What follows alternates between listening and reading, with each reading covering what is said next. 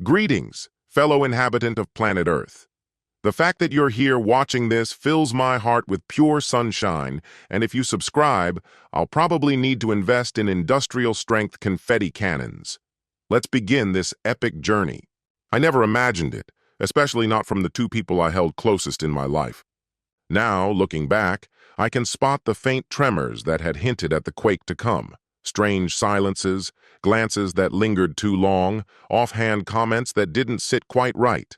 But clarity is a luxury only hindsight affords. At the time, I chose not to see it. Why would I? Why would I ever question my wife and my best friend?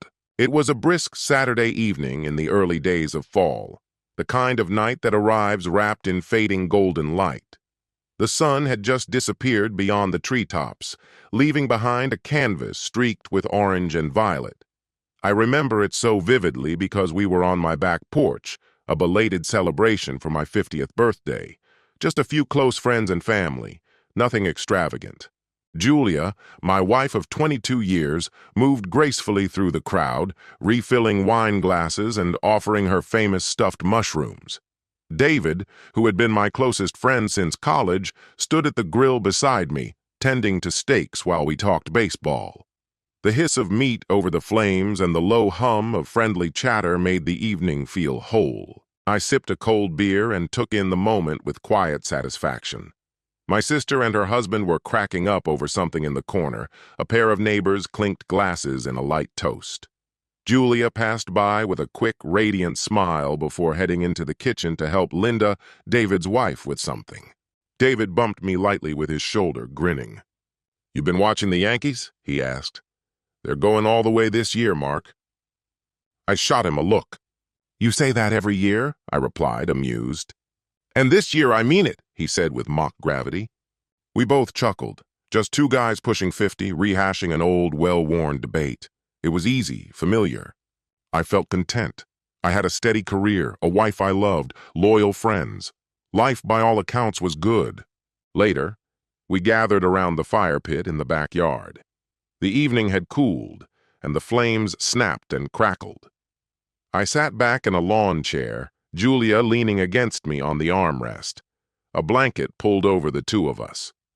Across the flames, David poked at the fire absently while Linda talked with my sister about some trendy new restaurant. The firelight danced in Julia's eyes as she leaned in, the scent of lavender and red wine brushing against me as she kissed my cheek. "Happy birthday, sweetheart," she murmured. I smiled and squeezed her hand. "Couldn't have asked for a better night," I said, and I meant it. At one point, I caught David's eye across the fire. He raised his beer slightly in a quiet toast, giving me a slow nod. I returned the gesture, a surge of appreciation rising in my chest. Everything felt right. If there was anything wrong beneath the surface, I didn't see it, not then. After everyone left and the house settled into silence, Julia and I picked up the scattered cups and half-empty plates. I teased her for going all out with the spread, and she gave my arm a playful swat. We loaded the dishwasher together, moving in sync as if choreographing a well-practiced routine. She hummed some old tune while we worked. Later, we climbed into bed, tired and content. I held her as I drifted off to sleep, blissfully unaware that everything I knew was already starting to slip away. Chapter 2. Glimpses of Unease. The weeks after that perfect night unfolded quietly, almost too smoothly. Life kept its rhythm, at least on the surface. I went to work each day at Brookfield & Sons, the construction firm my father founded and that I now ran. Julia kept herself occupied with shifts at the art gallery and a steady flow of charity commitments. David and I stuck to our usual habits too. Golf on Sundays, beers on Monday nights, occasional dinners with our wives. But slowly, little things began to unsettle me. Barely noticeable at first, tiny inconsistencies, subtle ripples. Once suspicion creeps in, though, it's nearly impossible to push it back into the dark.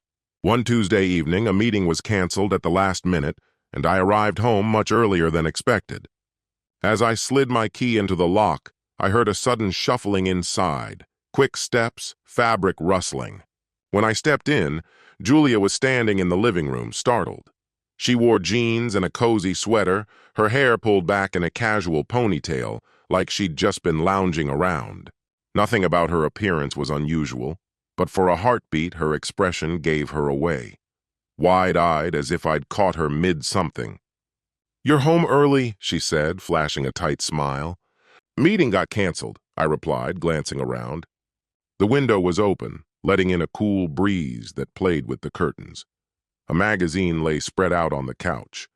All seemed normal, and yet the room felt just a bit off, like I had interrupted something and missed it by mere seconds.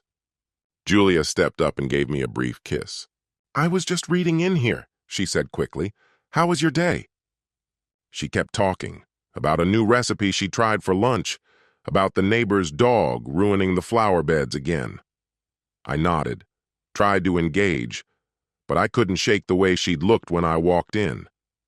Was it really just surprise at a broken routine? Possibly.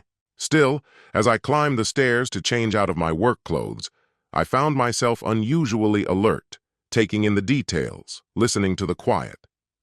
In the hallway, I caught a faint scent, earthy, masculine, unfamiliar.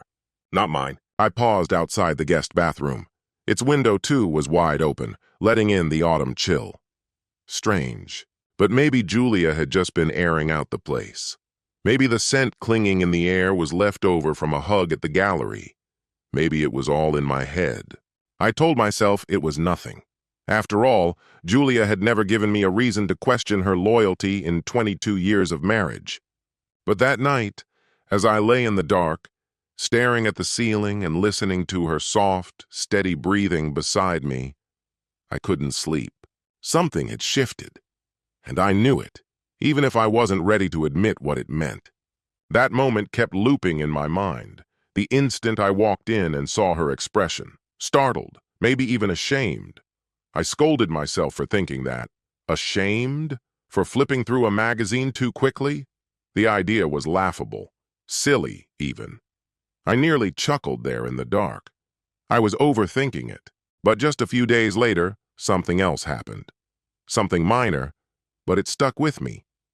Julia was taking a shower when her phone vibrated on the nightstand.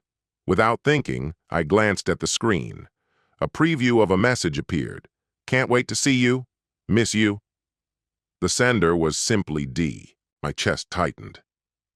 D. That had to be David.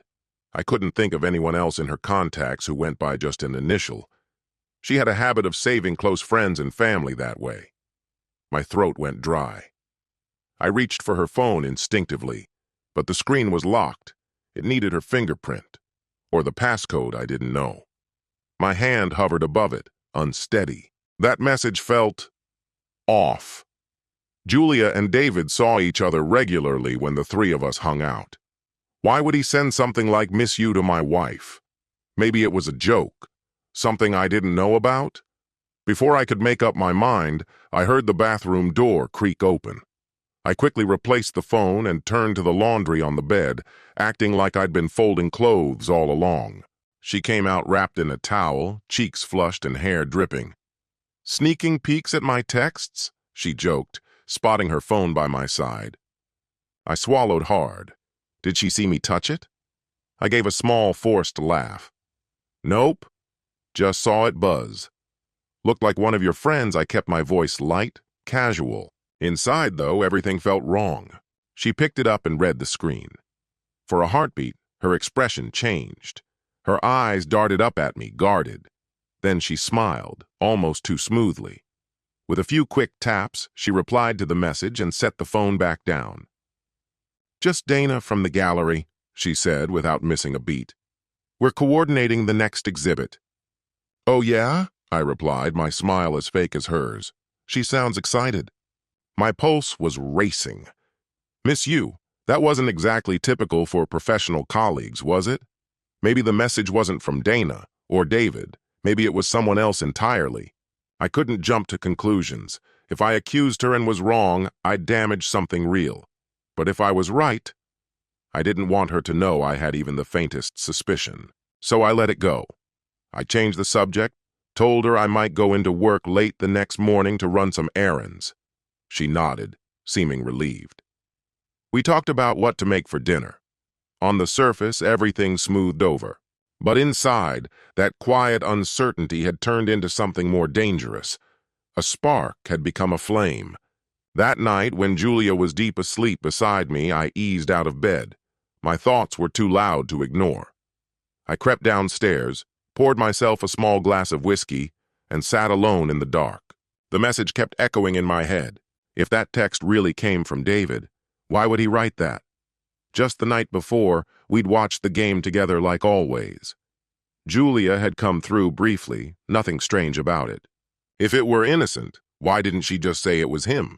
Why bring up Dana instead? I stared into my drink. She had lied. I felt it in my gut.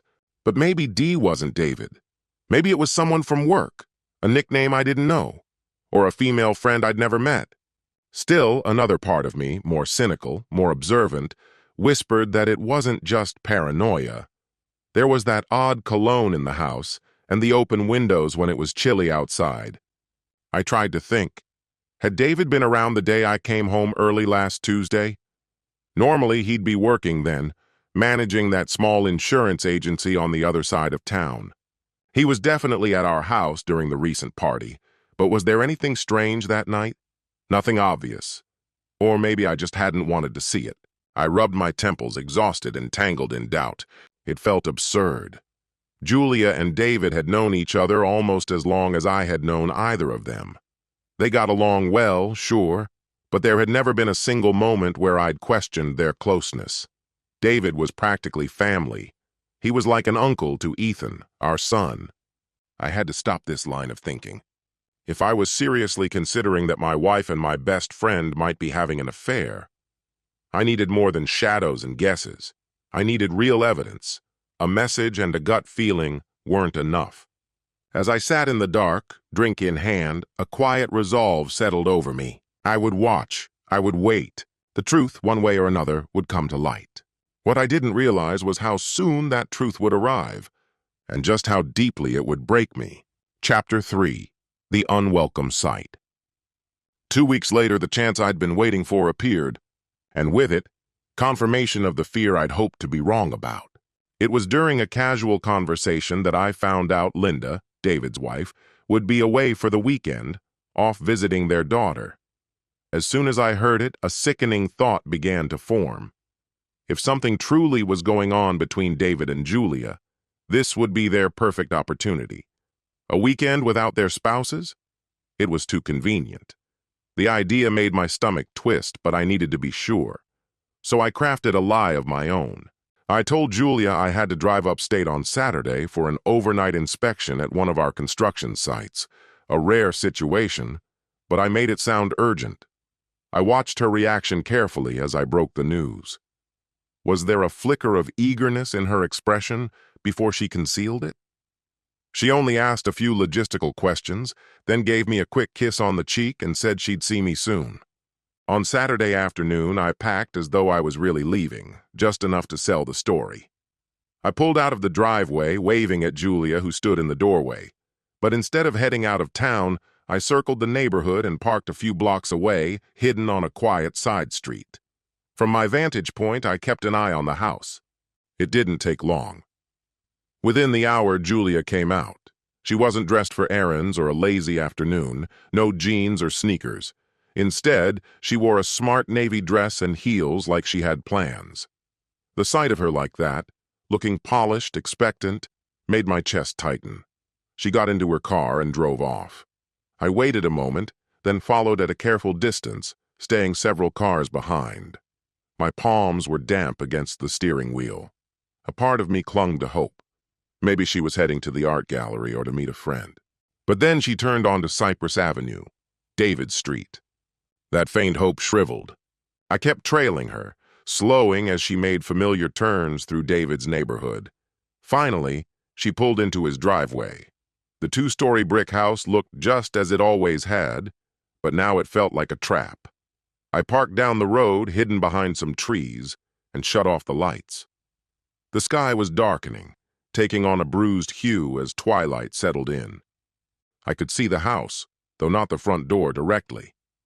I stepped out and crept toward a neighbor's yard, crouching behind a hedge. Julia was already inside. A single lamp glowed in the living room. Its light filtered through partly drawn curtains. I found a small gap and peered in. Movement! David walked into view first, bare-chested, holding a tumbler of whiskey, his stance relaxed. Then Julia appeared, laughing softly, slipping her arms around his waist. He bent down and kissed her, full and deep. My breath caught. Even though I'd suspected, even though I'd prepared myself, nothing could have braced me for the actual sight of it. My wife, in the arms of my closest friend, kissing him like they had always belonged together. I bit into my knuckle, trying to hold in the noise building in my throat. Whether it was grief or fury, I couldn't tell. They eventually parted from the kiss, and David took her hand, guiding her out of my sight deeper into the house. I edged forward, hugging the shadows. My thoughts were spiraling, my heart splitting, but a cold, focused resolve began to settle in me. I couldn't confront them, not yet. I needed proof. I needed to see the full extent of what I was facing. I remembered the layout of David's home. There was a wooden lattice fence, and beyond it, a sliding patio door leading into the den. We'd had cookouts back there during summer. Staying low, I made my way through the backyard, feet soft on the grass. The curtains on the patio door were drawn, but left slightly parted. A narrow line of light spilled out. I crept closer, crouching at the glass. Inside, I could hear faint voices. "It feels so strange with Linda gone," Julia said, her voice light but tinged with excitement. They came into view. Julia sat on the couch while David stood beside her. She kicked off her heels and began to run her foot slowly up his leg. I recognized the teasing glint in her eyes. It was the same look she used to give me when we were out on romantic evenings. "She'll never find out," David murmured, placing his glass down. "And Mark's out of town. We've got the whole night." Julia smiled, pulling him down to sit beside her.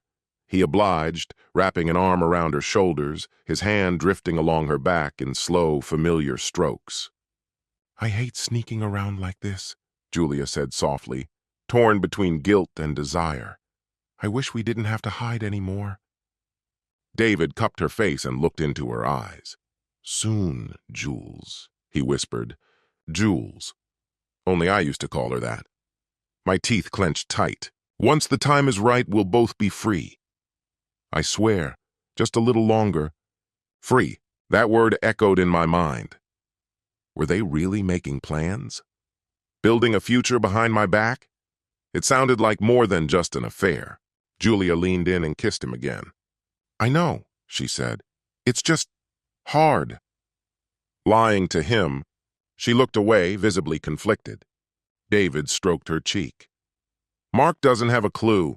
Believe me, he's swamped with work, and he trusts both of us completely." There was something in his tone, a smug edge, like he took pride in deceiving me. "He does," Julia admitted, her voice low.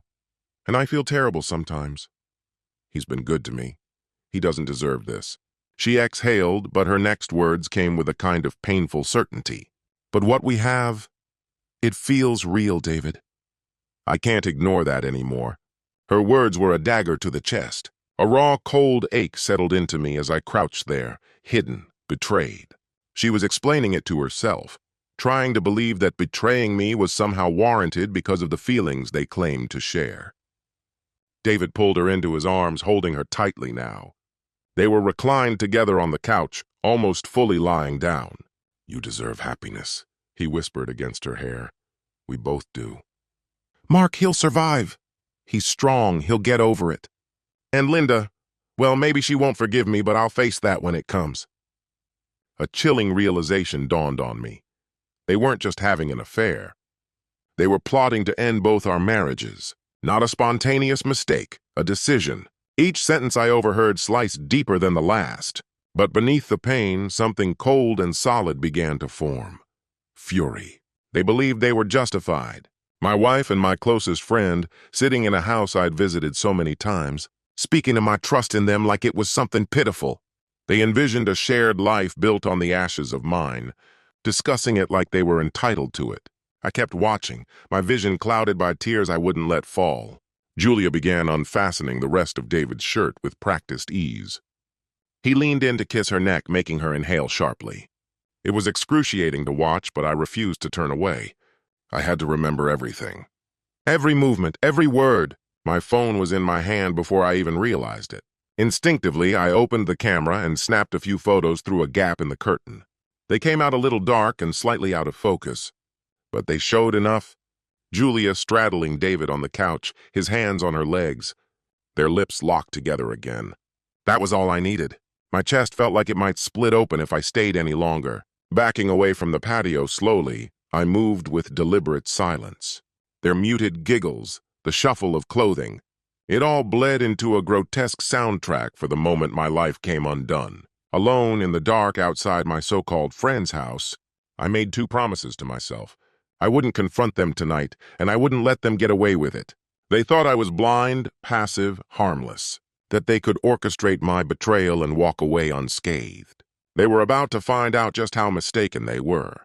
I slipped back into the night, just as silently as I'd arrived, creeping to my car without being seen. As I drove off with my headlights off, only turning them on when I was far enough from the house, a strange stillness settled over me, even as the tears I'd held back began to spill. It wasn't grief I felt, it was clarity. The version of me they thought they knew, the devoted husband, the loyal friend, was gone. That man died the moment I saw them on that couch. In his place stood someone new, someone who wouldn't stop until they paid for every drop of hurt they poured into me. Chapter 4. Cracks Beneath the Calm.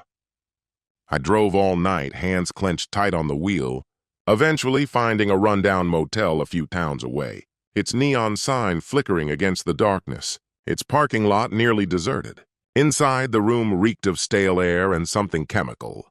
I collapsed onto the edge of the bed and finally let go.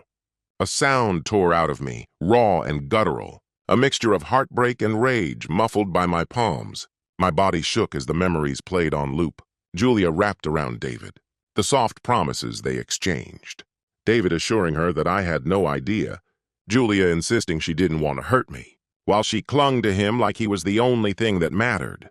I don't know how long I sat there in silence, the glow of the bedside lamp washing over my blank stare. At some point, my sorrow hardened into something else, purpose.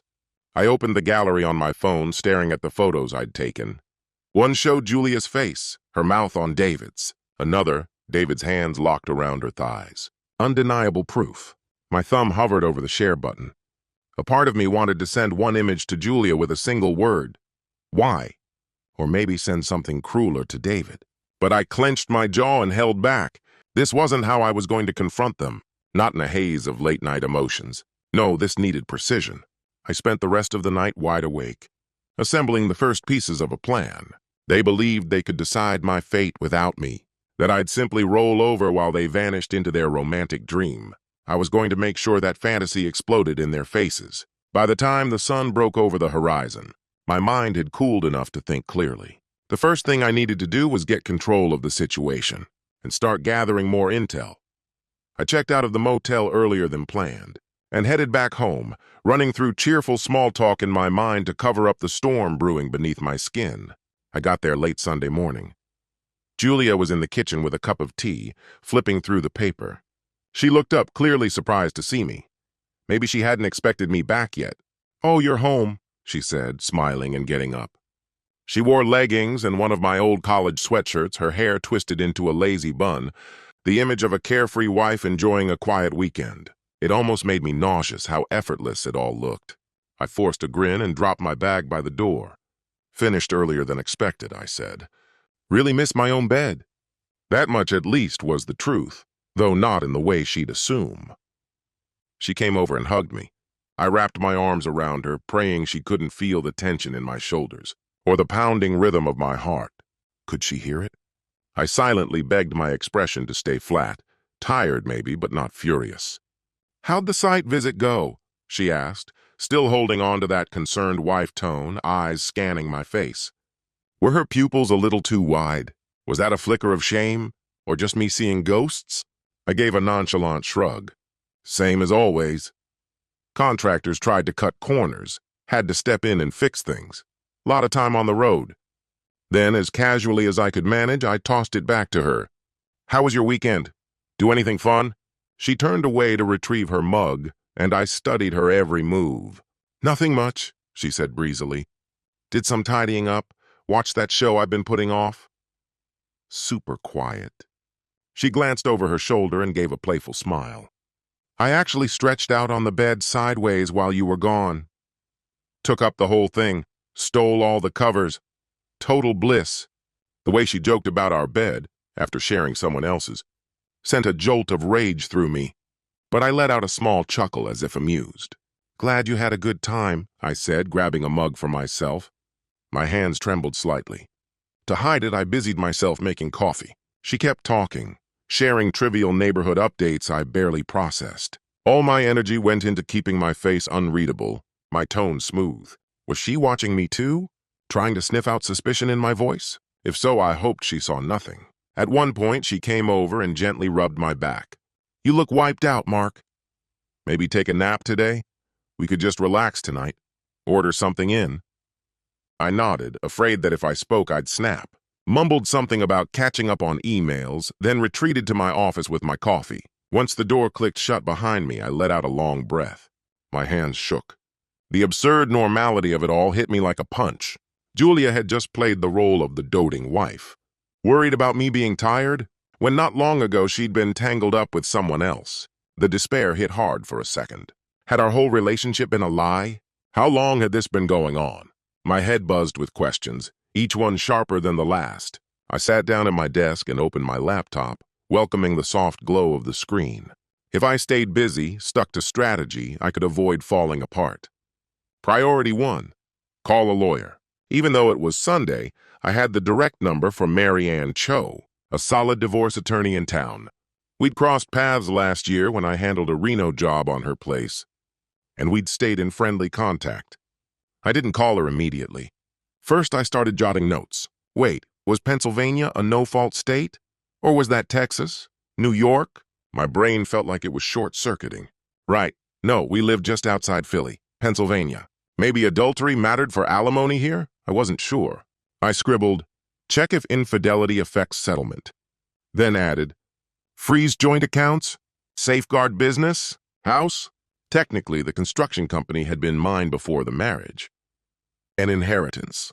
But its growth had come during the marriage. Could she stake a claim? How do I protect it? As I wrote, another grim possibility began to form in my mind. Proof. I had some snapshots and my own first-hand account, but I suspected I'd need firmer evidence. If this were to hold up in court or be used as leverage, hiring a private investigator might be my best move. Someone to catch them in the act again, gather hotel receipts, phone records, the kind of hard documentation that couldn't be denied. That information could also prove useful in other areas of the plan forming in my head.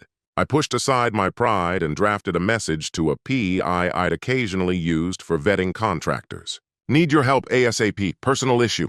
Cheating case? Call me when you're free. I hit send, confident he'd respond soon. Then I turned my attention to David. My jaw tightened instinctively. He had far more at stake than just his marriage, if I played it right. His career thrived on perception and trust. As an insurance broker, even a whiff of scandal could be disastrous. I pulled up the website for Harrington Insurance, his company. There he was, grinning on the About page, decked out in a suit, exuding reliability. I felt sick just looking at it. I began to dig. Public records, customer feedback, any articles that might hint at trouble. It struck me that my own company used his firm for general liability coverage. He'd given us discounted rates. We'd been clients for years. One phone call and that account could vanish. That alone would deal a blow, but I wanted something bigger, a real weakness. Were there any angry clients, lawsuits? A few mild complaints surfaced, someone venting on Yelp about a slow claim. Not much to work with. Maybe I needed another tactic. I made a note to ask the investigator to dig into David's affairs as well. Maybe he'd uncover something useful, shady finances, gambling, who knows. A soft knock at my office door startled me. I slammed the laptop shut. Yeah? Julia's voice floated in, light and casual. I'm heading to the store. Anything you want for dinner? She hesitated, then added, I thought I might cook tonight. Something nice. Maybe steak? I forced down the rising bitterness. Steak? The same meal David and I had grilled together at my birthday, the very night they were likely sneaking behind my back. I made my voice sound normal. Steak sounds great. Maybe pick up a bottle of that Merlot I like if it's on sale. Will do, she said, cheerful. Back soon. I heard her footsteps retreat down the hall, then the front door shut behind her. Only after she was gone did I let the facade drop. My face twisted in disgust. Composing myself, I picked up the phone and called Mary Ann, the attorney. To my surprise, she answered, even on a Sunday. I spoke quietly, explaining I had reason to believe my wife was unfaithful, and I needed to understand my legal options. She listened with calm professionalism, then booked me for the first appointment Monday morning. The rest of the day, I kept my distance. When Julia got back, I pretended to be on a long work call. At dinner, I complimented the food, played the role of the grateful husband. Every bite of steak was like chewing sand, but I didn't let it show. I even chatted about everyday things, a project at work, news about a mutual friend, keeping things light, casual. She seemed a little wary, like something about me felt slightly off. Casting me the occasional uncertain glance, her brow creased just slightly. But I didn't waver. I smiled when she did. I even touched her hand once. By the time we headed to bed, she appeared to have brushed away whatever doubts she'd had. She curled close beside me, her hand resting on my chest. It took everything I had not to pull away. I lay stiffly as she drifted off, eyes fixed on the ceiling, rage and sorrow simmering beneath my still exterior. This act couldn't go on forever. Eventually I'd break. But for now, the performance was necessary. I remembered something David had said once. He trusts us both completely. In the darkness, a cold smile crept across my face. Trust, when broken, isn't just dangerous. It's lethal. They had obliterated mine. Soon I'd return the favor. Chapter 5. Springing the Trap. Monday morning arrived, and with it, the first true steps in my path toward vengeance. I was up before Julia stirred, showered and dressed in a sharp navy suit, uncharacteristically formal for a day at my casual office. But this wasn't a normal day. I had a meeting that had nothing to do with work. I sipped coffee in silence, watching the sky lighten beyond the kitchen window. The decision had been made. There was no more wavering. Julia wandered in wearing her robe, rubbing sleep from her eyes. She blinked at me in surprise. "Wow, you look good. Big day ahead?" she asked through a yawn. "I told her I had a meeting with a potential client downtown," I said easily, closing the newspaper with deliberate calm. "Figured it wouldn't hurt to actually wear a suit today."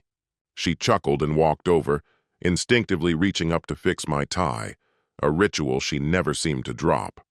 I stood there motionless, letting her fingers make the slight adjustments. It took everything in me not to pull away. If she noticed the stiffness in my posture or the tension in my jaw, she chose not to say anything. "You look very sharp," she said, giving my chest a gentle tap. "Hope the meeting goes well." She moved toward the hallway, grabbing her bag. "I'll be at the gallery this afternoon setting up for the new exhibit," she added, almost offhandedly. "Don't wait for me, I'll probably be home late." "Okay," I replied, not sure if any part of her schedule was true. Was she really working on the exhibit, or was that just her excuse to see David again? The suspicion burned under the surface, but I kept my expression neutral. "I might just eat at the office if I'm there late," I added. We shared a brief kiss on the cheek before heading our separate ways. The entire interaction felt so painfully mundane, so painfully normal. She had no clue that today would mark the beginning of the end. By 8 a.m., I was seated in Mary Ann Cho's downtown office. The firm was sleek and modern, and at this hour it was hushed and professional. Mary Ann welcomed me into a glass-walled conference room, her demeanor brisk but kind. She was petite, impeccably dressed in a fitted skirt suit, and wasted no time. Once I'd laid out the facts, carefully glossing over the more personal pain, she nodded with quiet understanding. "I'm sorry you're in this situation, Mark," she said, "but I'm glad you came in early. Given the details, there are several ways we can protect your interests." We reviewed the legal framework. Pennsylvania permitted both no-fault and fault-based divorces. Adultery, she noted, qualified under the latter. "If we go with adultery as the grounds," she explained, adjusting her glasses as she reviewed her files, "it could influence spousal support. Courts can deny alimony to the spouse who's cheated. And while property is typically divided equitably, The affair could affect a judge's decision, especially if joint funds were involved. A cold sort of satisfaction crept into me. I've already gathered some evidence, I said. Photos of them together. And I think she may have used our accounts to pay for hotels or gifts. She looked up. If you can prove that, it strengthens your position. We'll want to collect everything. Credit card statements, bank activity, any major expenses that seem out of place. Was there spending on travel, accommodations, anything like that? Not sure yet, I admitted. I'll comb through our finances. All of it is under my name anyway. We have shared accounts and cards. I'll flag anything unusual. Good, she said. One more thing. Do you think she might react badly? Try to move money or conceal assets once she realizes what's happening? We may need to freeze accounts or at least monitor activity. I gave a bitter laugh. Julia's never really touched our finances. I handle it all. But at this point, I don't trust her not to do something rash if she feels cornered. Then timing is key, Mary Ann said with quiet urgency. I'll draft the divorce petition with adultery as the cause. We can file within 48 hours. Next is service. Do you have a preference on how she receives the documents? Some clients want to keep it discreet, others, not so much. I want to be there when it happens, I said, cutting in before she finished. Part of me hadn't yet decided how I wanted Julia to get the papers, but I knew I wanted to see her face when it happened. I needed that moment of truth for both of us. She offered a knowing, almost restrained smile. That can be arranged. We can send a process server and have you there. Or, if you'd prefer, you can serve her yourself with a witness present. We'll decide once everything is in place. She paused, flipping to a final page. Your son, he's over 18, right? Any custody or support matters we need to address? Ethan's 20, I said, my voice quieting. He's away at college. Thankfully, custody isn't something we have to deal with. Just saying his name hurt. He always looked up to David, thought of him like a fun uncle. Imagining what this betrayal would do to him carved a hole in me, but I shoved it down. Now wasn't the time for emotion. Understood, she said, jotting notes. We'll keep our focus on property and finances. Any large assets besides the business? We co-own the house, I said.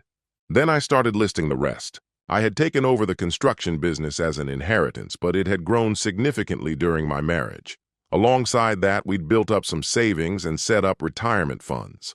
We often discussed financial planning, and one idea I floated was quietly setting up a personal account where I could begin transferring small portions of accessible cash, just in case. She cautioned against any actions that might later be interpreted as asset hiding, but admitted it was wise to have a little tucked away. Keep an eye on the credit cards, too, she added. If your wife starts sensing something's off, she could retaliate by maxing them out. I chuckled at that. She might try, but I had no plans of letting her catch wind of anything, not until it was far too late. By the time I stepped out of Mary Ann's law office, I felt steadied. I had an attorney in my corner, and the first steps toward ending my marriage were already mapped out. Julia's time as my wife was limited now. She just didn't know it yet. I sat in my car, parked in the law firm's garage, and let myself breathe for a moment. Phase 1 was in motion. Now it was time to gather more information on Julia and David's ongoing betrayal, and start pushing back. As if the universe had timed it perfectly, my phone vibrated. It was Sam, the private investigator, responding to my earlier message. I answered with a low voice. Sam, glad you called. Did you see my text? Yeah, I got it, came his deep, gravelly reply. Sorry you're dealing with all that. What do you need from me? I laid it all out. I wanted proof, solid and undeniable. Dates, locations, times they met, every bit of evidence he could dig up on their affair. Anything on David, too. Whatever skeletons he had, I wanted to unearth them. Photos, audio, whatever you can get your hands on, I said. And I need it fast, within 2 weeks max. I can have 2 guys shadowing them full time, he assured me. If they're still seeing each other, we'll catch them. As for David, I'll run a full background, financial history, legal records, any dirty laundry. Let's see what's buried. I thanked him and arranged for him to pick up a recent photo of Julia, along with any intel he might need to kick things off. Charge me whatever you need. Just make sure it gets done, I said, ending the call. With my lawyer laying the legal groundwork and the investigator launching surveillance, things were starting to align. But there was still one person who deserved to know the truth, someone who had no idea her world was unraveling just like mine had. Linda, David's wife. I wrestled with the decision to tell her. Part of me feared she might warn David if she found out too soon, but another part of me knew Linda well enough to believe she wouldn't sit on information like this. And honestly, she deserved the truth. She had a right to know her husband was being unfaithful. Besides, hitting David where he least expected it, at home, had its own appeal. I made the call during my lunch break. This kind of conversation didn't belong over the phone. It had to happen in person. Linda worked in marketing at a small publishing house. I dialed her office line. "Hey, Linda, it's Mark," I said, trying to sound casual even as my heart pounded. "I'm around your area today. Thought I might grab some lunch, wondering if you were free to join me? There's something I really need to talk to you about. In person." "Oh, hi, Mark," she said, caught a bit off guard. "Yeah, I think I can step out. Is everything okay?" I forced a calm tone. "I'll explain when we meet. Remember that cafe you like on 3rd Street? How about in 20 minutes? She agreed, though I could hear the curiosity creeping into her voice. I got there early and picked a quiet table in the corner. I found myself nervously fiddling with a sugar packet, rehearsing the opening lines over and over in my head. When Linda arrived, I stood to greet her. She smiled, but her eyes were already scanning mine with concern. We exchanged small talk, placed a quick order neither of us cared about, and waited until the server walked away. Linda leaned forward, lowering her voice. "Mark, you're making me nervous. What's going on? You said it was important." I realized my leg was bouncing beneath the table and forced myself to still. This was the moment. I exhaled slowly. "I found something out," I began, voice low. "Something terrible." I paused, then continued. "It's about Julia and David." Her brow furrowed immediately. Confusion at first, then worry. As the meaning sank in, her expression shifted, her eyes widening in slow horror. "What about Julia and David?" she asked quietly, almost not wanting to hear the answer. I glanced around to make sure no one was within earshot. My throat went dry. "They're having an affair," I said finally. "I'm really sorry. I saw them. I have proof." Her hand flew up to her mouth and she whispered, "No." Her voice trembled. "That can't be true." Her face drained of color, her expression caught in a storm of disbelief and heartbreak. I felt a sting behind my eyes, too, another wave of betrayal crashing over me. "I wish it wasn't," I told her. "I saw them on Saturday night." I didn't want to believe it either, so I made sure I had evidence. I pulled out my phone, fumbling for the photos. "I took pictures. You don't have to just take my word for it." With unsteady hands, I selected one of the milder images, just a shot of them kissing on the couch, and slid the phone across the table toward her. Linda stared at the screen in silence, her mouth falling open in a silent gasp. Color rushed into her cheeks and throat, and tears quickly brimmed in her eyes. For several seconds, neither of us uttered a word. The ambient noise of the cafe faded into the background as she processed the undeniable truth staring back at her. Her husband was cheating. At last, she nudged the phone back toward me, her fingers trembling. A single tear slipped down her cheek, streaking through her mascara. "I'm so sorry," I said gently, my voice hushed with sympathy. "I know this is a lot. I hated being the one to show you, but you had to see it." She swallowed, grabbed a napkin, and dabbed at her eyes. "I thank you," she whispered, her words thick with emotion. "God, I never imagined. Julie and David?" Her voice cracked. "How long has this been going on? Did you suspect anything?" I let out a slow breath, dragging a hand through my hair. "Not until recently," I admitted. "There were a few odd signs, nothing major. But then I caught them. Overheard something. It's been going on for a while now. Months, maybe longer. Linda shut her eyes tightly, like the truth physically hurt. That son of a bitch, she muttered. And Julie? I thought she was my friend. Just last month we had them over. She hugged me goodbye like everything was fine. Her voice gave way to a sob. Watching her break down only fueled the fire already burning in my chest toward the two people who had done this to us. Still, I reached across the table and placed a gentle hand on her arm. We're both victims here, I said. They lied to us. They made fools of us. I've already spoken to a lawyer. I'm divorcing Julia, but you've got to choose how you want to handle David. Whatever you decide, I've got your back. Linda wiped her face and sat up straighter, something steely beginning to replace her heartbreak. He's out. That's not even a question, she said firmly. I'll get a lawyer, too. I can't face him right now. I think I'll stay with my sister tonight, clear my head. I can't be under the same roof with him. That's probably the right call, I said softly. And Linda, one more thing. I paused, then leaned in slightly. They don't know I've discovered anything. Not yet. I've been keeping it under wraps while I figure out my next steps. You're the only one I've told. Linda looked at me, eyes swollen and red, but sharp with understanding. I won't say a word to David. No one will hear it from me, she promised. Then a flash of cold fury lit her features. Honestly, I don't want to give him the chance to prepare. Let him walk into an empty house, or find the locks changed, or a lawyer's letter, something to hit him as hard as he's hit me. Her words stirred something grim and resolute inside me. We were aligned. Good, I said. If they think we're still in the dark, we've got the upper hand. Let's keep it that way, for now. Our meals had been delivered at some point, but neither of us had the appetite to eat. Instead, we spent the next several minutes speaking quietly, focused on logistics, but also quietly bolstering each other through the emotional wreckage. There was pain, yes, but also a silent shared commitment. We would reveal the truth, no matter the cost. Before parting ways, we embraced tightly, briefly. I'm sorry, Linda, I murmured again. Me too, she answered.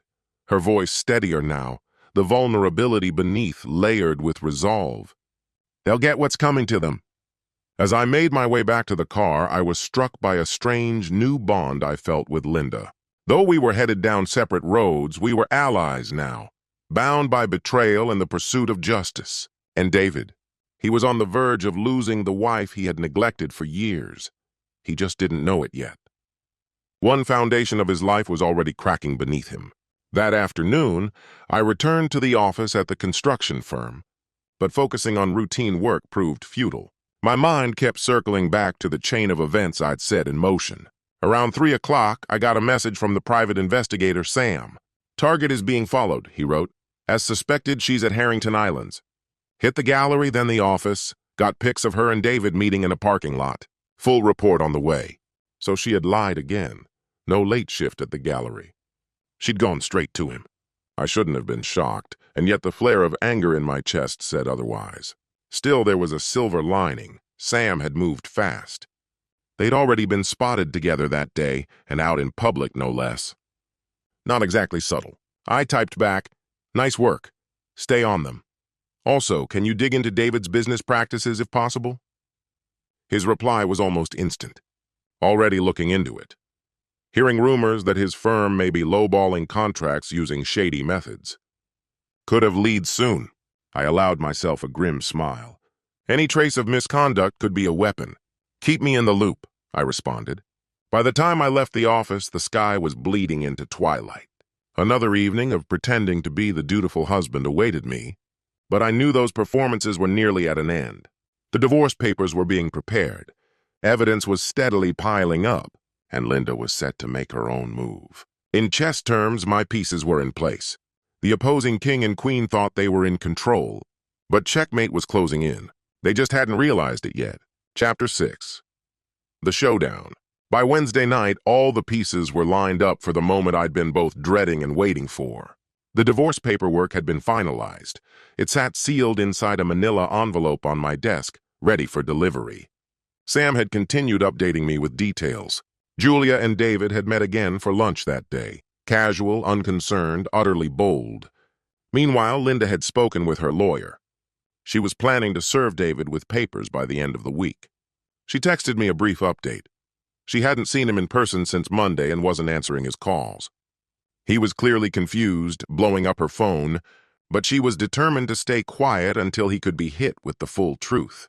As far as we could tell, David was uneasy, but still completely unaware of the reason his home life was unraveling. That evening, I decided it was time to spring the trap. That morning, I suggested to Julia that we have a quiet dinner together at home, just the two of us. I asked her to be back by 7. She looked surprised. We weren't the kind of couple to plan spontaneous midweek date nights, but she seemed pleased by the gesture. Maybe she thought I was trying to fix things. She had no idea what was actually coming. Then I reached out to David. Around midday, I called from the office, my heart pounding as he picked up. "Hey, Mark," he said, sounding distracted. "What's going on?" I kept my tone friendly. "Hey, Dave, listen, I need a favor. Wondering if you could drop by my place tonight, say around 7:30 or 8? There's something important I want to talk to you about. In person." There was a brief pause. "Tonight?" he asked. Yeah, sure. Everything okay? You seem serious." I dropped my voice, adding just the right note of tension. Well, I'd rather explain in person. It's kind of private. Let him think I was letting him in on something sensitive, something personal." He replied with what sounded like honest concern. The nerve of it made my jaw tighten. "Of course, Mark. I'll be there. You said 7:30, right?" "Yeah, and David?" "Thanks." I ended the call before any bitterness could slip into my tone. With both of them expected to arrive, I left the office early to get everything ready. At home, I straightened up the living room, the scene of the upcoming reckoning, as though I were prepping for a casual get-together. I took down the framed pictures that included David, anything with the three of us. I couldn't stand to look at them right now. I also put away anything that might be easily thrown if things turned ugly, just in case. By 6 o'clock, Julia was home, a bottle of wine swinging from her hand. She found me in the kitchen, where I was plating a simple meal, pasta and salad. Cooking helped keep my hands steady while my thoughts ran ahead. "Smells amazing," she said, brushing my cheek with a kiss. She was dressed a little nicer than usual for a night in. Maybe she thought this was some kind of olive branch, a romantic evening in disguise. The idea almost made me laugh out loud. During dinner, I kept the atmosphere light, playing the part of the relaxed, affectionate partner. We chatted about meaningless topics. I watched her gradually unwind, laughing at a dumb joke I tossed out, her fingers grazing mine. Did she feel a flicker of guilt in those moments? I couldn't tell. If anything, she seemed reassured, like she'd passed some secret test I had no idea I was administering. Midway through the meal, I dropped it in casually. "Oh, forgot to mention, I asked David to come by later. Need his input on something, just some financial stuff."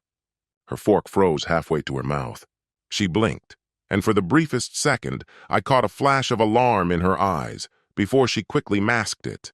"David's coming over? Tonight?" I pretended not to notice the shift in her expression and took a sip of wine. "Yeah, that okay? I know we planned a just us night, but he won't be here long. I really need to pick his brain on something. You don't mind, do you?"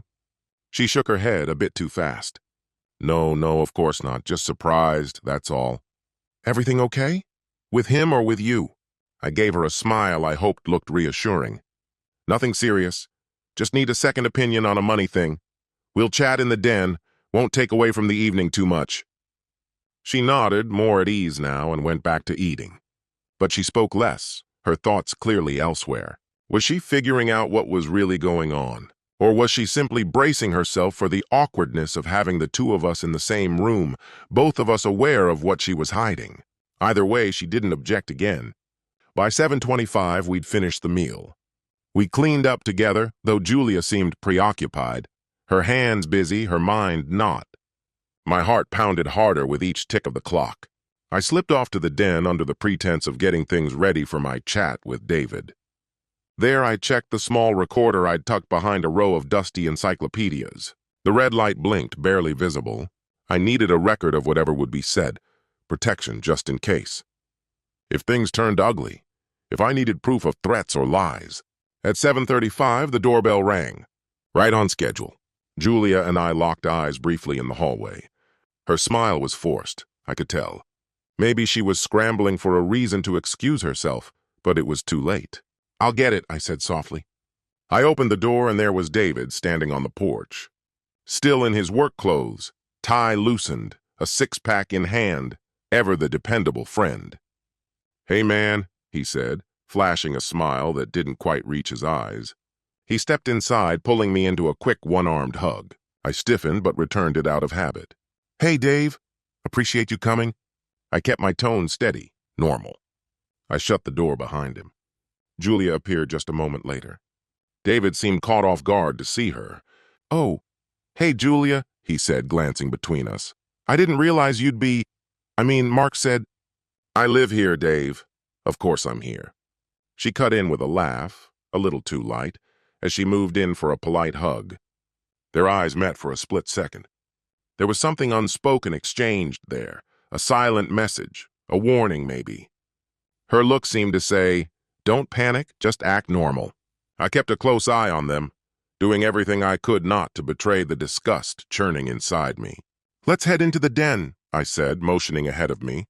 "We can talk there." The three of us moved as one, an uneasy trio stepping into familiar yet now foreign territory.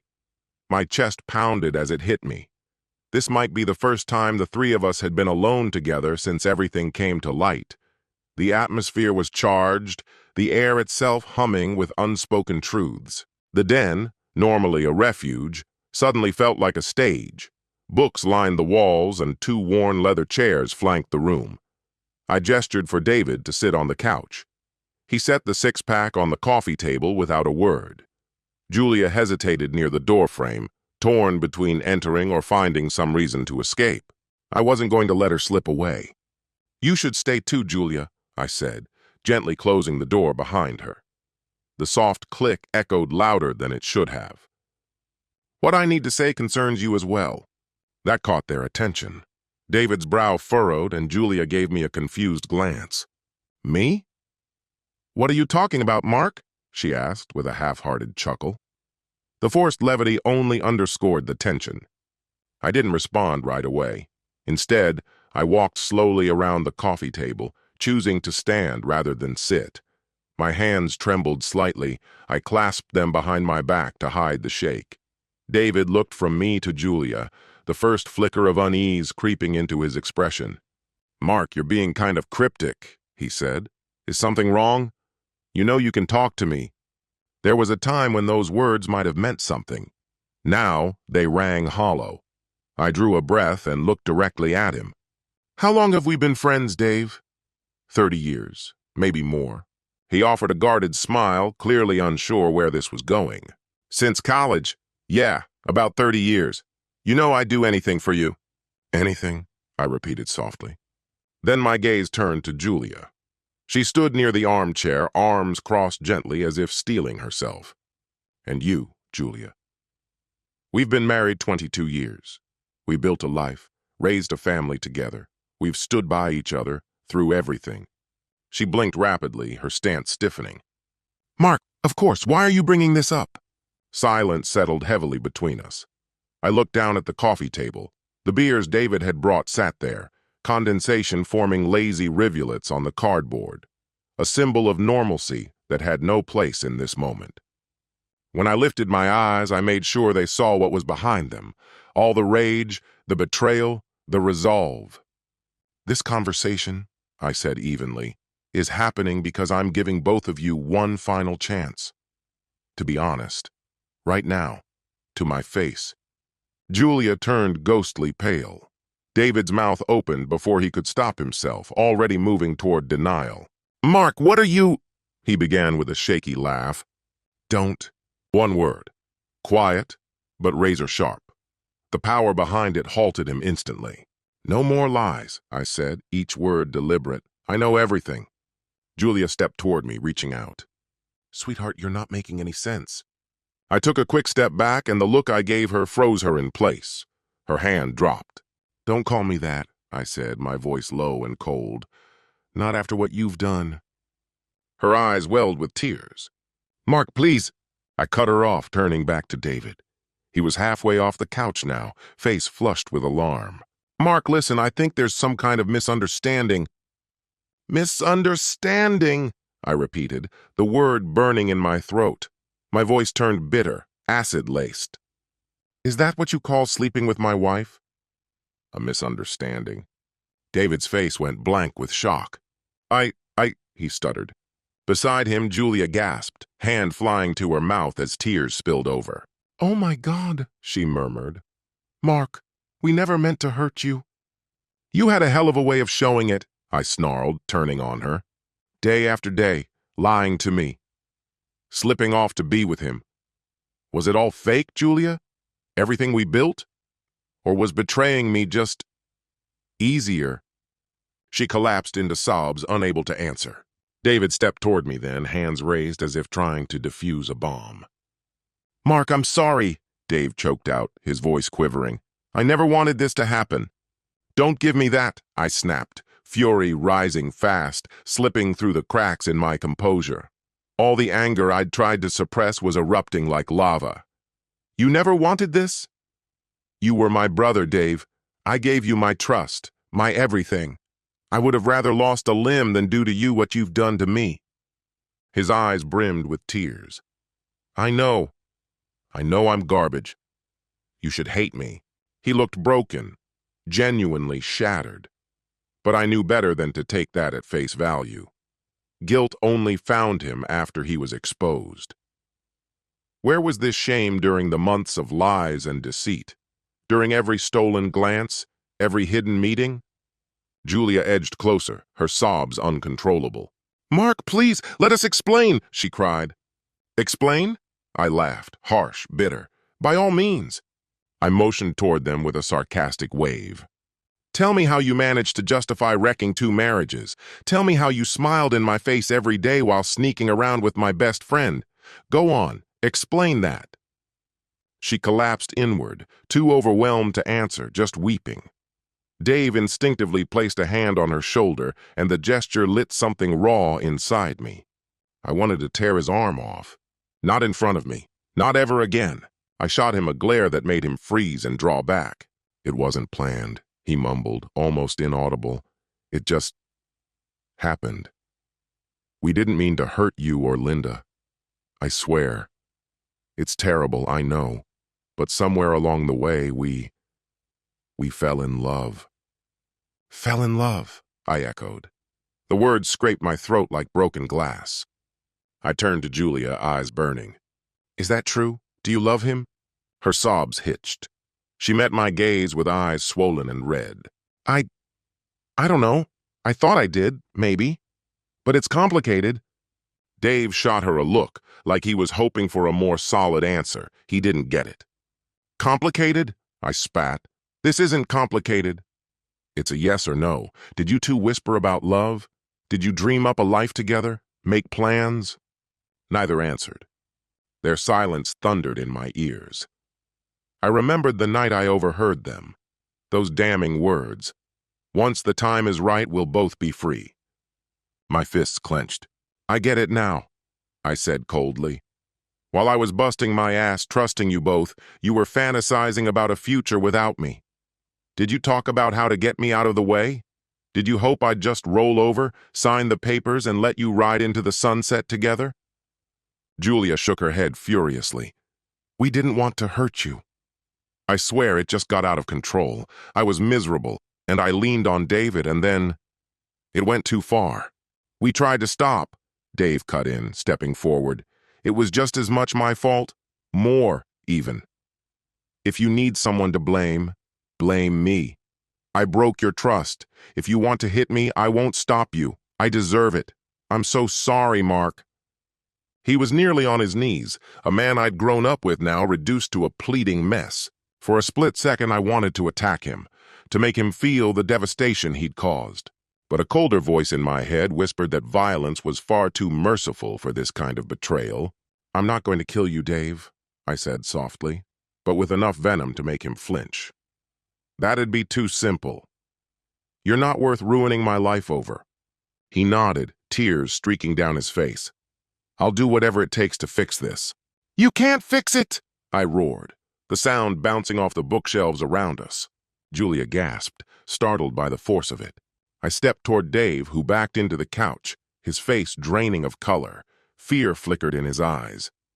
"Good. What's done is done," I said, voice low and icy. "You can't rewind time. You can't erase the lies or unbreak what you shattered."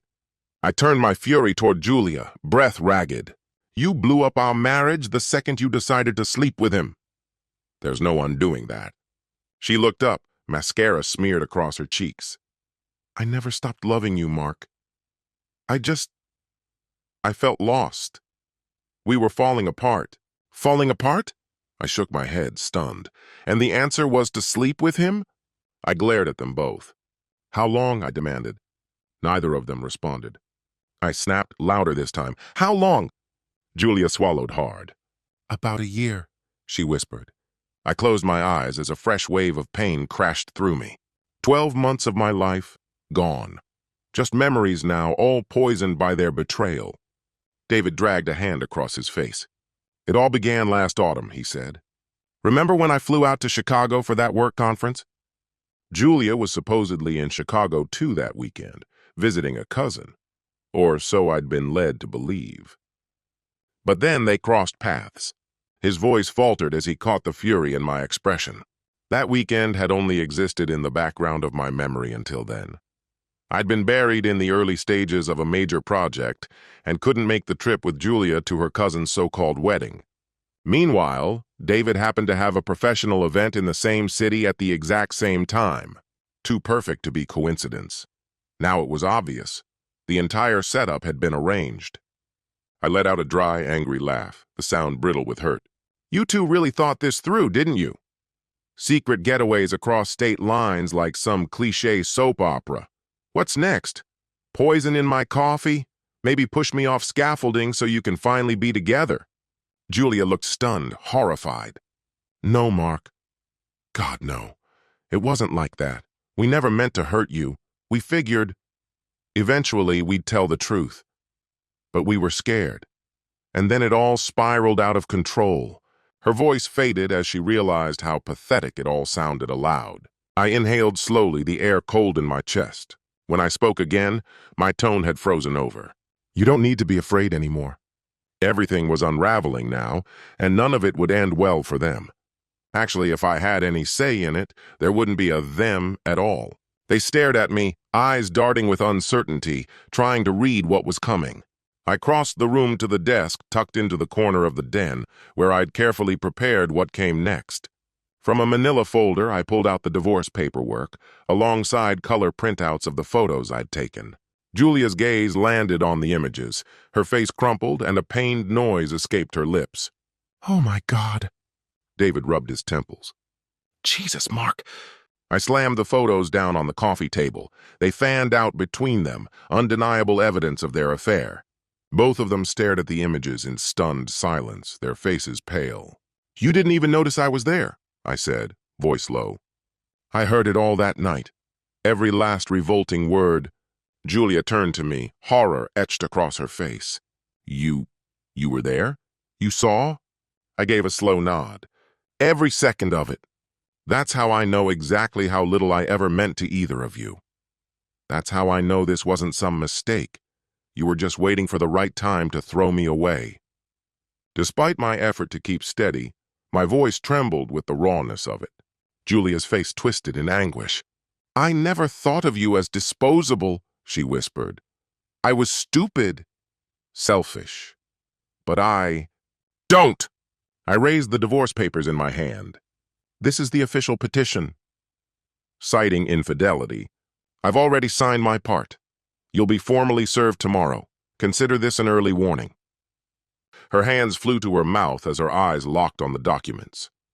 "Mark, please, can't we just talk about this? Maybe we could go to therapy, try to fix things. I'll end it with David. I'll do anything." I laughed bitterly at the nerve of her plea. "Now you want a second chance?" I shook my head. "You really think there's a version of this where I stay married to you?" "No, we're done." Julia collapsed into the nearby armchair, sobs racking her body. David looked hollowed out, like the life had been drained from him. His head hung low. But I wasn't through. Turning toward him, I delivered my final blow, savoring the impact. "Oh, and in case you're wondering, Linda knows everything." His head snapped up, terror dawning across his face. "What, Linda? She knows?" I nodded once, calm and certain. I confronted her. We met for lunch that Monday.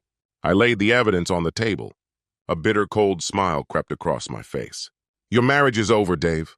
She's staying with her sister for now, but expect the divorce paperwork soon." His body reeled, as if he'd been physically hit. His breathing turned shallow and uneven. "Oh, God, no, please no." Then came the desperation. He lurched toward me, clutching my sleeve in panic. "Mark, please, you have to help me. Let me speak to her. I can't lose my family." I yanked my arm away, my revulsion plain. "You should have considered that before sleeping with my wife. You brought this on yourself. And honestly, I hope she takes you for everything." His face crumpled, folding under the weight of what he'd done. He looked close to collapsing. "My boys," he murmured, staring at the floor. "She'll take the boys."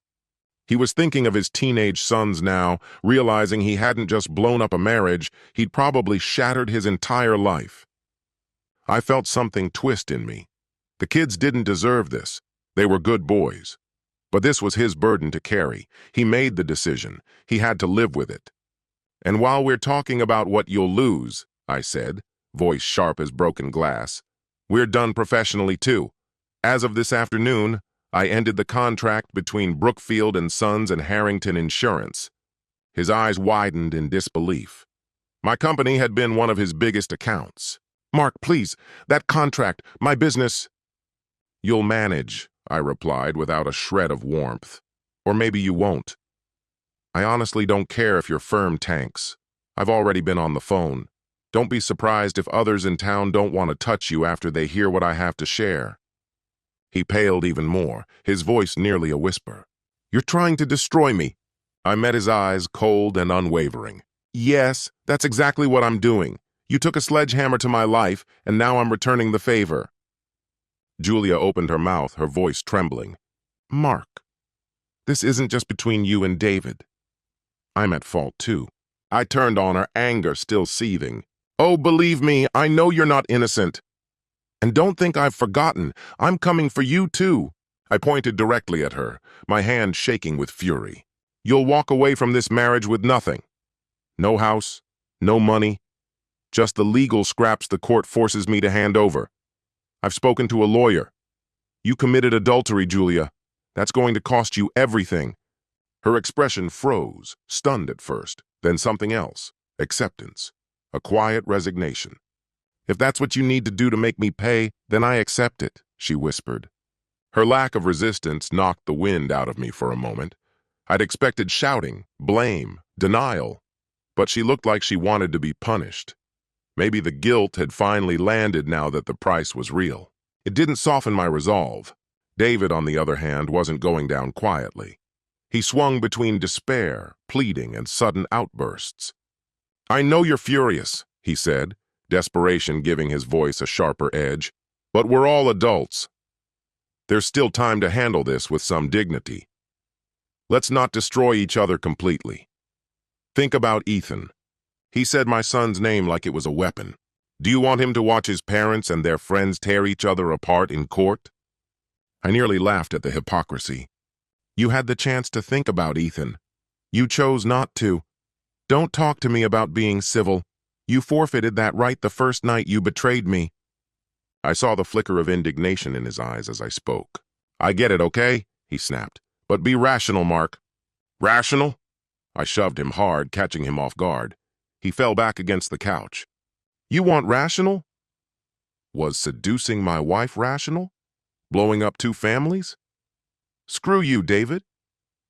He caught himself, leaning against the armrest, trying to control the fury brewing beneath his guilt. "All right, fine. I deserve that," he muttered. "But don't pretend you're perfect. You think you were some ideal husband? You barely paid Julia attention for years, always buried in work. Maybe if you'd treated her better, she wouldn't have come to me." Silence fell like a guillotine. Even Julia stared at him, eyes wide, horrified. He had crossed a line she hadn't expected. My veins turned to ice. "What did you just say?" I asked, voice flat, eerily calm. Regret flickered in his eyes. He realized he'd gone too far, but he doubled down anyway. "All I'm saying is, you weren't completely faultless. Your marriage was cracking long before me. She was lonely, Mark. You left her alone too often." "David, stop!" Julia pleaded, sensing just how badly he was digging his own grave. But he didn't stop. "No, it has to be said. I'm not saying we were right, but maybe if you'd been present, if you'd actually noticed her." I moved before I even knew what I was doing. In an instant, the distance between us vanished, and my fist collided with David's jaw so hard it sent a jolt straight up my arm. He toppled backwards, crashing over the coffee table, which splintered under him, beer bottles and magazines scattering with a loud crash. Julia shrieked and darted toward me, clutching my arm. "Mark, no!" I yanked my arm free, towering over David as he lay stunned on the floor. My knuckles ached, but the surge of adrenaline dulled the pain. "Don't you dare make this my fault," I said, voice low and full of venom. I was a good husband. Not flawless, no, but I was faithful. I loved her. I trusted you like family. I glared at him, my voice sharp. "This mess? You brought it on yourselves." David wiped his lip, now streaked with blood, and spat to the side. He glanced up at me, his eyes torn between fear and fury. For a split second, I thought he might jump up and swing at me, but he didn't. He sagged where he sat, shoulders drooping, eyes downcast. "I'm sorry," he muttered. "I'm so sorry." Julia's sobs grew louder, frantic. She pleaded with me to stop, to take a breath, to calm down. I backed away a step, chest heaving, the weight of what I'd just done beginning to hit. The room was chaos. The coffee table demolished, beer fizzing onto the carpet, David cradling his jaw on the ground. Seeing him like that, broken, pitiful, sapped some of my rage. I'd landed a punch, sure, but it didn't feel triumphant. The pain in my hand was nothing compared to the ache in my chest. I stared down at them. Two people I had once loved and trusted, now wrecked by their own betrayal. The silence that followed was heavy, punctuated only by Julia's cries and David's uneven breathing. When I finally spoke, my throat felt raw. "We're done here." David pulled himself up slowly, keeping his gaze averted. Julia stepped toward me, eyes red and swollen, her voice breaking. "Mark, please, I know you won't forgive me, but just—" She reached toward me, hand trembling, hoping to bridge a gap that no longer existed. I took another step back, lifting my hand to stop her. "No, don't," I said. "There's nothing more to say. You made your bed. Now lie in it." Her shoulders dropped, and her arm fell limply to her side. I pointed toward the door. "Get out, both of you." Julia's expression crumpled with pain, but she nodded faintly. David shuffled toward the exit without saying a word. As he neared me, he hesitated, eyes glued to the floor. If there's ever a chance," he began. I stiffened, and he cut himself off. "Forget it," he whispered. "Goodbye, Mark." Shame laced every syllable. Julia lingered for a moment longer, as if praying for some flicker of mercy from me. Was she hoping for forgiveness? An ounce of pity? All she got was my cold, unforgiving stare. "I'm so sorry," she whispered one last time. I turned away. "Go!" She stifled a sob, and then I heard their footsteps retreat. A moment later, the front door opened, then shut behind them. They were gone. I stood there, trembling in the aftermath. The only sound was the pounding of my own heart in my ears. The confrontation had ended, but the real war was only beginning. Legal, emotional, financial, battles still lay ahead, but I had taken the first step. I had looked them in the eyes and watched the foundations of their false world begin to collapse. I made my way to the Den's bar on unsteady legs, poured a glass of whiskey with a hand that wouldn't stop shaking. I downed it in one hard swallow. It burned going down. God, it burned. But in that searing pain, there was a bitter satisfaction. At last, they were feeling even a fraction of the anguish they'd inflicted on me. And this was only the beginning. Chapter 7, Fallout. The hours and days after that eruption blurred together in a storm of emotion and urgency. I didn't sleep that night. Instead, I roamed the house like a ghost, pouring drink after drink, lurching between fury and despair. The quiet that followed all the screaming was unbearable. Every room reminded me of what had been lost: the couch where Julia and I once curled up, the photos that mocked me from the walls. Memories cut deep, but with the pain came a grim sense of justice. The hammer had dropped, the damage was done, there was no turning back. By morning, one truth had crystallized: I had to keep moving. If I didn't act, sorrow or doubt would drag me under, and I wasn't going to let that happen. I took the rest of the week off, telling my team it was due to a family crisis. No one questioned it. I rarely took time away from work, so they assumed the situation must be serious. The first thing I needed to do was get Julia out of the house. I couldn't stand the thought of her staying there another night. Technically, we both owned the place, but I was determined to keep it. It had been in my family long before she entered the picture. With Marianne's legal advice, I intended to fight for it in the divorce. By Thursday afternoon, I returned from a short trip out to find her in the bedroom, gathering clothes into a suitcase. I stood quietly at the doorway, watching. She didn't hear me at first. Too focused, too broken. Her eyes were red and puffy, her hands trembling. We hadn't spoken since the night before, except for the occasional clipped instruction I gave her. "I'll sleep in the guest room. Only speak to me if it's absolutely necessary." She turned, startled, her voice low and raw. "I'm going to stay at my sister's for a while," she said, pulling the zipper closed on her bag. I gave a slight nod. That's probably for the best. Her eyes swept the room, the one we'd shared for years, like she was trying to take in everything one last time. "I didn't mean for it to turn out like this," she whispered. "I made a terrible mistake, Mark. I see that now." I said nothing. There was nothing more to say. The moment for regret had passed. She took in a shaky breath. "I'll come back for the rest of my stuff when it's okay with you." "Go through my lawyer," I said, my voice cold. Marianne already knew to handle all future communication between us. I didn't want to face Julia again if I could avoid it. That comment visibly wounded her, but she nodded in resignation. Dragging her suitcase, she walked slowly toward the front door. I followed a few steps behind, making sure she left. At the doorway, she paused. Her eyes were wet again. "I'm truly sorry," she said softly. "I know you can't forgive me, but I wanted to say it anyway." I met her gaze. There was a strange emptiness inside me, maybe shock, maybe just fatigue.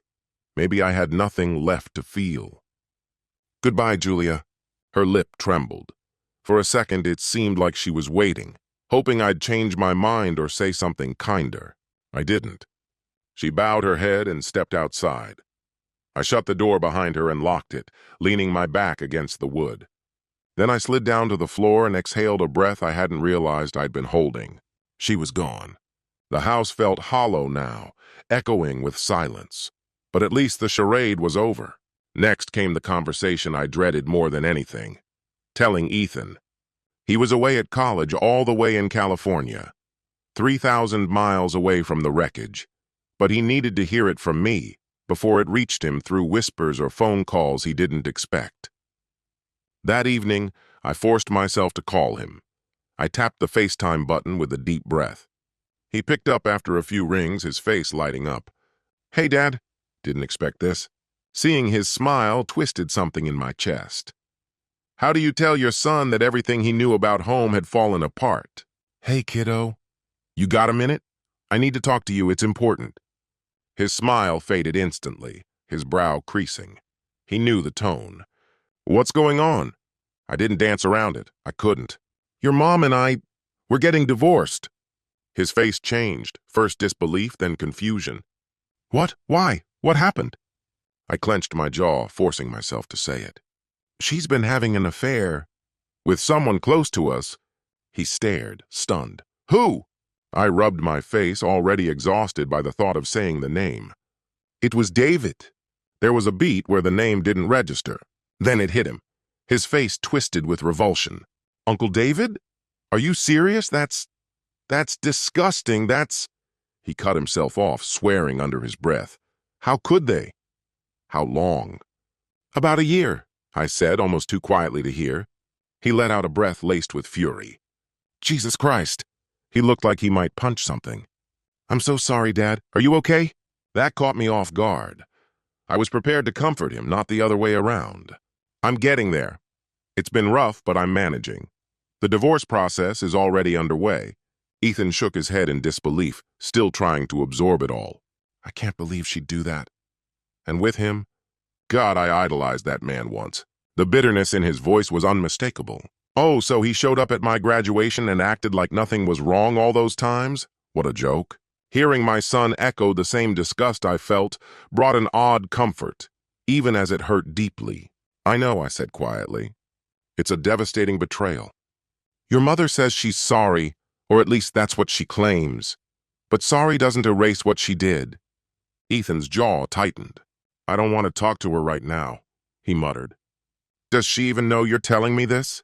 "Not yet," I replied. "But I will. You get to decide when or if you're ready to talk to her. There's no pressure." He gave a tense nod and raked his fingers through his hair. I could see the turmoil in his eyes, the effort it took to stay composed. "I wish I was there with you." "This is such a mess," he said. "You sure you're okay being alone? Maybe I could come home for a weekend." The offer touched me more than I could say, but I didn't want him derailing his schoolwork. "I really appreciate it," I said gently. "But finish the semester. I'll be all right." I had people around me, even if I didn't get into details. I told him a few close friends and my lawyer were aware. I didn't bring up Linda's situation. She had the right to her privacy. But I had a feeling Ethan would hear eventually. Word would get out, especially considering David's family was falling apart too. We kept talking for a while. I made sure he knew how much I loved him, that none of this was on him. Even if he understood that rationally, I needed to say it aloud. He vented his anger and disbelief in waves, and I mostly just listened. His world had been turned on its head, but he was steady underneath it all. He mentioned maybe coming home early for winter break to be with me. I told him I'd love that. When we ended the call, I felt emotionally wrung out, but also a bit lighter. It was one of the toughest conversations I'd had, but it was behind me now. Ethan stood firmly with me.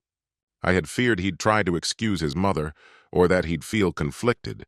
But the nature of her betrayal, especially with someone like David, someone Ethan had looked up to, made his stance clear. There's a cruel reality to infidelity. It doesn't just damage the marriage, it fractures a child's trust in a parent. And Julia would have to come to terms with that in time. In the days that followed, the fallout rippled outward. News spread through our inner circle like shockwaves. I confided in my sister, who I knew would quietly pass it along to a few close friends. At first, no one could wrap their heads around it. Julia and David had been so convincing in their roles. But once it registered, the outrage came fast. Friends we'd shared for years began reaching out. Messages filled with disbelief and support flooded in. Some people who'd once been close with both of them cut ties instantly. Their betrayal wasn't just personal, it felt like a violation of our entire community. I won't pretend there wasn't a part of me that found satisfaction in their rapid social fallout. They hadn't just broken my trust, they'd upended a whole network of friendships that had taken decades to build. Linda and I kept in touch mostly by text. By Friday, she told me she'd filed for divorce and had David served at his office. The moment, as she described it, was nothing short of dramatic. David apparently broke down in tears in front of the process server and several co-workers. She told me he'd been holed up in a motel since Wednesday. She'd changed the locks and made it clear he wasn't welcome back. Their teenage sons were staying with her. She hadn't told them everything, but they'd picked up enough to be furious. One of them had said he never wanted to speak to his father again. The other had started therapy to try to deal with the emotional blow. It was the kind of collateral damage I wouldn't wish on anyone, but David had no one to blame but himself. I asked Linda if David had tried reaching out to me after that night. She said he hadn't mentioned it, though he was reportedly in a bad state, his brother checking in on him regularly, fearing the worst. Apparently he was on suicide watch. I could only summon a flicker of sympathy. To me, it seemed unlikely he'd truly harm himself. David was far too enamored with himself to go that far. More likely, he was drowning in his own self-pity now that the consequences had finally arrived. Meanwhile, I focused on the hard, methodical work of removing Julia from my life piece by piece. With Marianne's guidance, I submitted a request to the court asking for sole occupancy of the house during the divorce proceedings. Surprisingly, Julia didn't object in the slightest. She appeared genuinely eager to concede to anything I asked for. Her guilt seemed to be doing most of the work for me. I had no problem letting it. In the meantime, I meticulously reviewed our financial records. What I found was maddening. There were unmistakable signs pointing to their affair. Hotel bookings I was never aware of, lavish meals charged to our joint credit card during times I distinctly remembered being away. These transactions would serve nicely as proof of marital assets being used improperly. Marianne intended to leverage this in settlement talks. While adultery doesn't directly determine property division in our jurisdiction, judges often consider morally outrageous behavior when ruling on alimony. We were confident Julia wouldn't see a dime in spousal support. Keeping my word, I used every professional favor and connection at my disposal to make life more difficult for David. In addition to severing his contract with my firm, I subtly began circulating word about his affair through industry channels, usually framed as concern over questionable ethics. It wasn't long before people began connecting the dots. If he could betray a lifelong friend, what loyalty would he show a business associate? Within days, I heard that 2 companies had opted not to renew their insurance deals with his agency. Another major client in real estate reportedly dropped him, though I wasn't sure if that was my doing or simply fallout from the scandal. But the most damning blow came courtesy of Sam, my private investigator. Sam had dug deeper and uncovered troubling financial practices.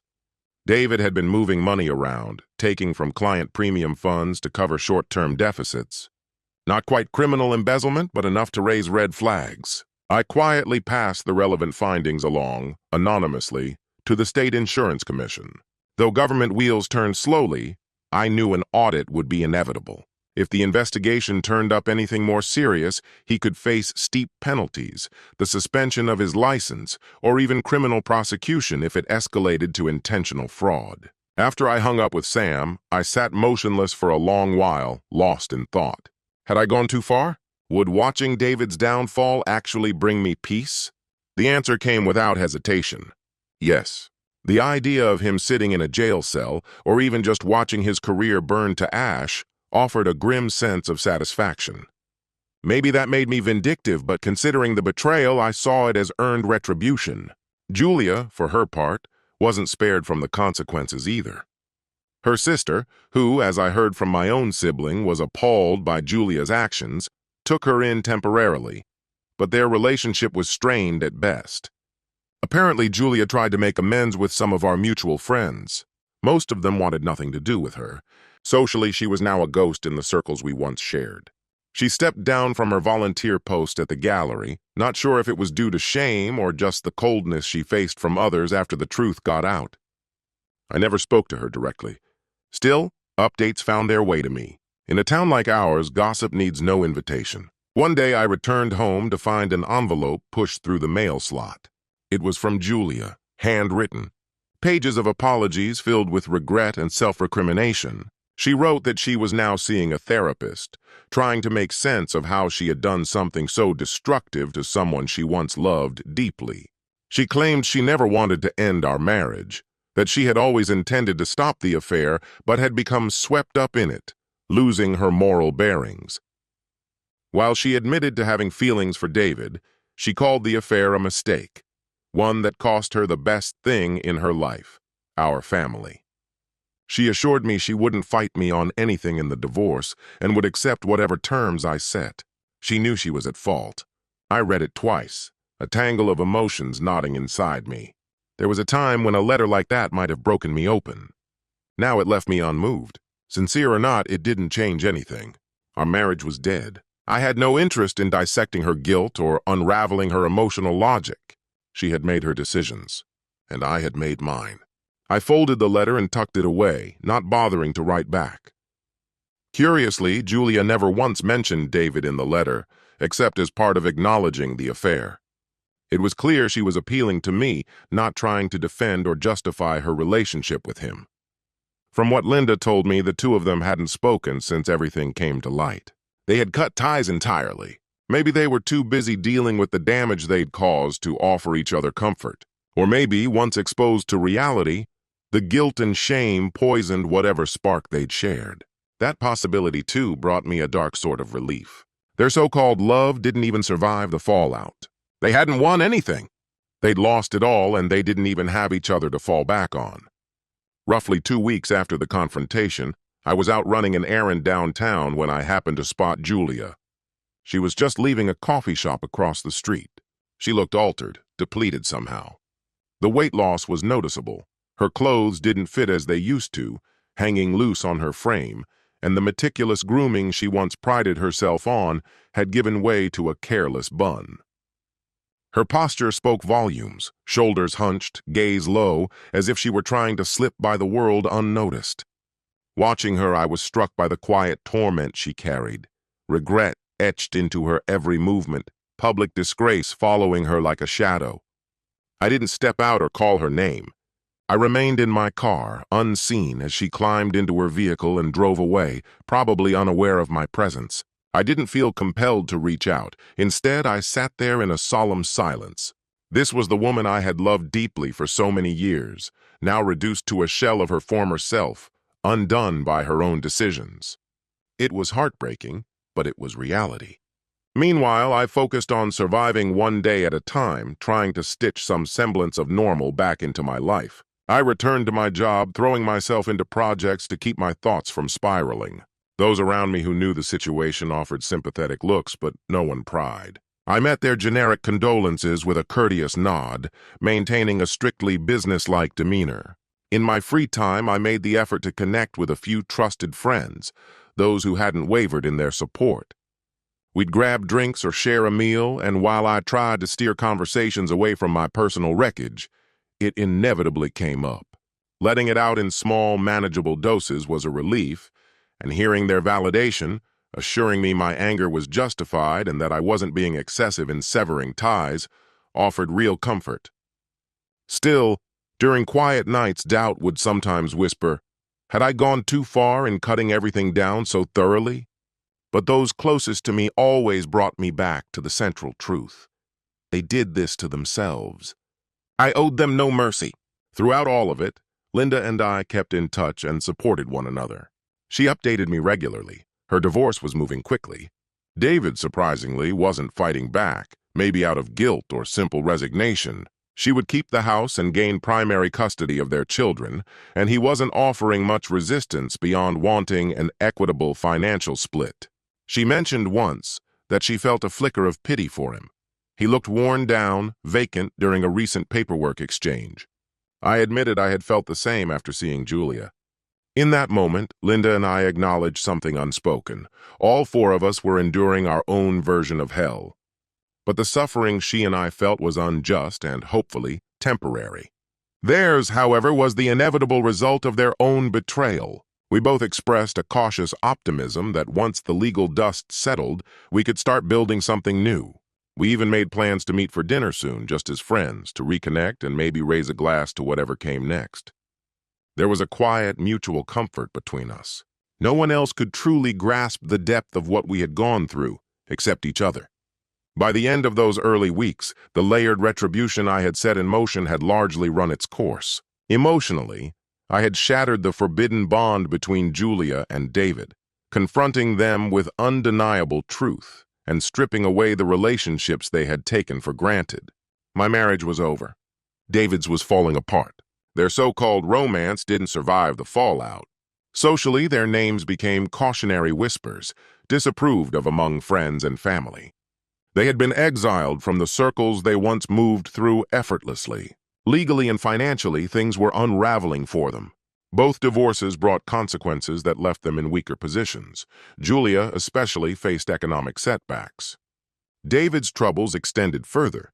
Depending on the results of the insurance audit, he might face legal ramifications. Even if he dodged prosecution, his business was bleeding clients, and his reputation was in tatters. There was a real chance it wouldn't survive. In contrast, I emerged from the storm relatively intact. My business held strong. My reputation was unblemished. I kept our home. I had the steadfast love of my son and the unwavering support of people who mattered. Most of all, I had the truth. I could look in the mirror and know that while everything had fallen apart, it wasn't my doing. Some nights were still difficult. I jolt awake from vivid dreams of better times gone horribly wrong, heart hammering in my chest. The pain of betrayal doesn't vanish overnight. But each passing day brought a little more peace, a little less rage, a little more acceptance. One cold evening, about a month later, I found myself on the back porch again. The same place I had celebrated that birthday that now felt like a distant memory. The air had shifted from autumn's bite to winter's edge. Wrapped in a jacket, I sat alone, letting my thoughts wash over me, and in that quiet, I felt something unexpected. Calm. I had stared down my worst nightmare and come out the other side. More than that, I had made sure there were consequences for those who betrayed me. This wasn't the life I had wanted, but it was the one I had now, and I would make it count. I took a long breath, let it out slowly, watching it curl like smoke in the cold night air. For the first time in what felt like forever, I believed I was going to be okay. Chapter 8, Into the Light. A few months later, on a bright spring evening, I sat at an outdoor table at a quiet bistro downtown. Across from me sat Linda, her face bathed in the flickering candlelight, wearing a gentle smile I hadn't seen in ages. Both our divorces were nearing their end. The storm was passing. Just as she had promised, Julia didn't challenge the conditions I set. Our marriage would be officially over in a matter of days. David, however, was facing a far rougher outcome. His divorce from Linda was nearly finalized, leaving him with only limited access to his children and a heavily diminished estate after she took the share that was rightfully hers.